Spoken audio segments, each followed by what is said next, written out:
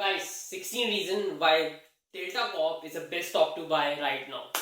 So I got a request in the comments कि Delta Corp में देखो, and I looked into it and काफी साल पहले भी मैंने इसके बारे में रिसर्च किया था and कुछ खास नहीं दिखा था, but right now जब मैंने देखा है ना, like wow, this is definitely a good stock to get into. So on that note, if you're investing, just remember, shut up and wait. Link description में दे रखा है. Hi guys, I'm Jasmeet Singh. I'm a SEBI registered research analyst as well as a fund manager. Whatever I'm sharing here is in accordance with SEBI RA regulation 2014.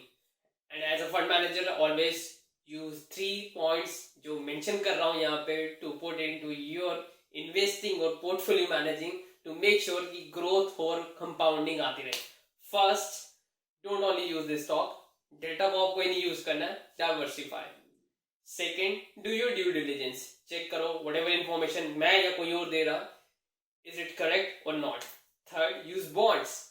bonds को use करो, diversify करो. सिर्फ equities नहीं होनी चाहिए portfolio में, portfolio जो है डाइवर्सिफाइड होना चाहिए. और रीबैलेंसिंग की जरूरत है. सी अभी रशिया ने वॉर कर दिया, मार्केट गिरने लगी, यूरो कहाँ चला गया, यूरो कह रहा हूं मैं, आईएनआर कहाँ चला गया, रूबल कहाँ चला गया, क्रूड ऑयल कहाँ जा रहा है. So lot of things getting into this. और स्टॉक्स का हालत काफी खराब हो गई है. इन दिस केस डाइवर्सिफिकेशन के साथ रीबैलेंसिंग बहुत सही पड़ी होगी. और अगर ये सब बहुत कॉम्प्लेक्सिटी है, you can not get on top of this. This is part of an active management. What you guys covered, go to shutupandwait.com. वहां पर बास्केट्स है, रेडीमेड कंसेप्ट है. ये तीनों पॉइंट्स ऑलरेडी उसमें इनबिल्ट कर दिए मैंने. अपना 14 साल का एक्सपीरियंस उसके अंदर डाल दिया कूट कूट के. और उसके अंदर एक्टिव मैनेजमेंट ग्रोथ के साथ और सेफ्टी के साथ ऑलरेडी है. जाओ यूज करो बास्केट्स को, काम खत्म करो, कोई क्वेश्चन पूछने की जरूरत ही नहीं है. So let's get into the 16 reason why this is the best stock to buy right now. First reason is it's the largest gaming company of India. By gaming I mean gambling. So it's the only gaming company जो listed है और जो organized है और जिसका जो market share है वो 55% से भी ज्यादा है इस समय market के अंदर. और इसके बाद जो अगर गेमिंग पोजीशंस की बात करूं, जो मतलब गैम्बलिंग की पॉइंट होती है, 2000 प्लस पॉइंट्स हैं जितने भी इसके लोकेशंस पर इसका गेम चल रहा है. रीजन नंबर 2 है ये मल्टीपल सिटीज हो चुका है. मैं 3-4 साल पहले गया था इसके एक शिप के ऊपर जो इसका कसिनो है.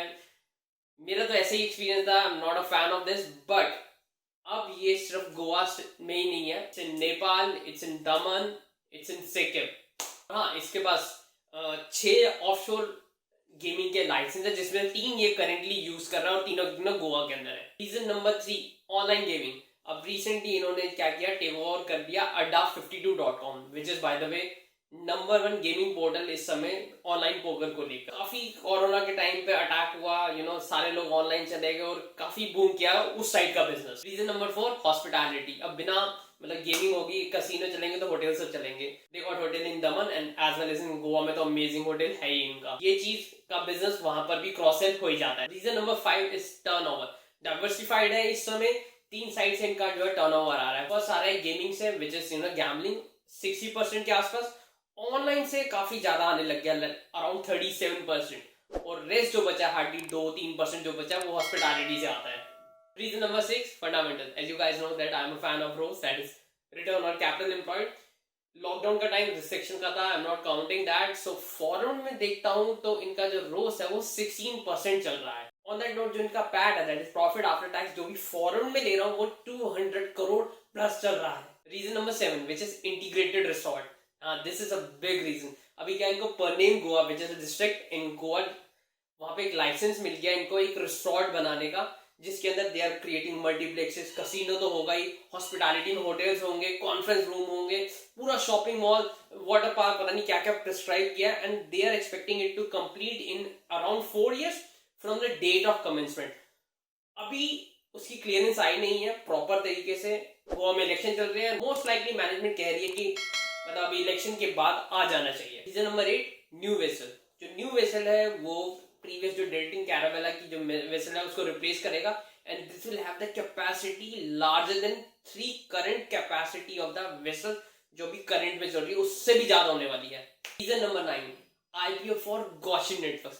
गॉशियन नेटवर्क जो है पेरेंट कंपनी है adda52.com और जो भी ऑनलाइन वेंचर्स हैं जिसके अंदर इन्होंने रमी, फ्रूट निंजा, पोकर, बहुत सारी गेम्स हैं जो ऑनलाइन पोर्टल्स पे चल रही हैं. उनका जो सारा पेरेंट कंपनी है वो गॉशियन नेटवर्क है. और कंपनी अभी सोच रही है इसको जो है एक अलग से एंटिटी बना दे और उसका आईपीओ निकाल दे. They are talking about its IPO in April, coming April, but अब पता नहीं कैसे होगा. बट हाँ, this is again becomes a great reason. Reason number 10 is foreseeable growth. Look at the numbers. नया वेसल आ रहा है, उससे ग्रोथ आएगी. और अभी तो फॉरेनर्स फ्लाई इन इंडिया के अंदर हो नहीं रही है. तो गोवा में जो भी कसिनो चल रहे हैं या सिक्किम में चल रहे हैं, वो नॉर्मल कैपेसिटी चल रहे हैं. जैसे वो आने लग जाएंगे, अब सबसाइड हो गया कोरोना, तो वो कैपेसिटी बढ़ जाएगी. इंटीग्रेटेड रिसोर्ट बन रहा है, और इतने बड़े रिसोर्ट में और ज्यादा जो है कैपेसिटी बढ़ जाएगी. तो मतलब अगले, अगर मैं 4 साल की बात करूं, ग्रोथ जबरदस्त दिख रही है मेरे इस कंपनी के अंदर. Number 11 that is company cash rich. Company का श्रीलंका में लैंड है, गोवा में लैंड है, और उनके पास एक रिसोर्ट है जिसमें उनकी होल्डिंग है. अदानी होटल्स, साउथ गोवा के अंदर इनका रिसोर्ट है. वो बेच के कंपनी एक्सपेक्ट कर रही है अराउंड 400 करोड़ रुपए का जो है इनके पास कैश एक्रूवल आ जाएगा. तो जो अभी केपेक्स करना है वो इसी के थ्रू हो जाएगा. तो कंपनी को बाहर से कुछ भी पैसा उठाने की जरूरत नहीं है, which is an amazing news in it itself. Reason number 12, entry barrier. Licences है इनके पास, and I don't think so कि इंडिया के अंदर रेड टेपिज्म और ब्यूरोक्रेसी में इतनी आसानी से तुम्हें गैम्बलिंग कराने का लाइसेंस मिल जाएगा. तो इनका बड़ी लेवल पे सेटिंग होगी जो इनका licence. Reason number 13 is NPM. इनका नेट प्रॉफिट मार्जिन, अगर मैं कोरोना का टाइम हटा दूं जिसमें लॉकडाउन और रिस्ट्रिक्शन चल रही थी, 20% से ऊपर है इनका net profit margin, which is very good यार, very good. Reason number 14 is zero debt, almost zero. So last time जब मैंने इस कंपनी को चेक किया था अराउंड 2015-16 के अंदर, इसका डेट काफी होता था. 2017 में they paid off all the debt. मुझे नहीं पता उस समय क्या हुआ, मैंने इतना डिटेल पास में तो नहीं देखा, बट हाँ उसके बाद कंपनी ने जो है, मैनेजमेंट ने डेट की तरफ ज्यादा गई नहीं और ऑर्गेनिक ग्रोथ की तरफ ज्यादा फोकस किया. आई थिंक कि इट शोज कि मैनेजमेंट जो है इंटीग्रिटी कॉमन शेयर होल्डर, जो माइनर शेयर होल्डर है, उसके ऊपर पड़ती है, which is very good. Reason number 15, और ये नेगेटिव रीजन है, एफआईआई सेलिंग कर रहे हैं. 3 साल में एफआईआई की होल्डिंग 24% से 6% आ गई, काफी गिरी है. आई डोंट नो क्या रीजन रहा है, क्योंकि स्टॉक ने तो परफॉर्म किया है. यहाँ पर मैं खुद भी कंफ्यूज हूँ. Reason number 16 which is the most important reason, कि वैल्यूएशन क्या है. तो मेरे वैल्यूएशन मॉडल में एक चीज मैंने और ऐड करी है, that it has a good entry barrier. तो मैं अपना वैल्यूएशन मॉडल देखता हूँ, तो इसका वैल्यू मैं 150 रुपीज जो है इसका वैल्यू निकाल लेता हूँ इसकी अर्निंग्स के हिसाब से, और मैंने उसके अंदर जो है 70 रुपीज ऐड करे हैं एंट्री बैरियर की वजह से. कैलकुलेशन मत पूछना, यहाँ पे नहीं लिख रहा मैं, उसके लिए मैंने लिंक दे रखा है, you can check it out. So उसके अंदर it comes out to 220 rupees जो उसकी वैल्यू पड़ती है. इस समय ये मार्केट में अराउंड 260 रुपीज के अंदर मिल रहा है.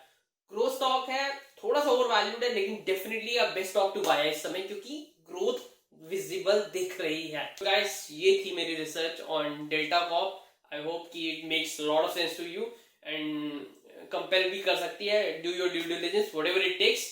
On that note, if you have any stock that you want to get research, you can put it in the comments. I will definitely look into it. And on that note, I want to call this video, and I hope आपका मंगल हो.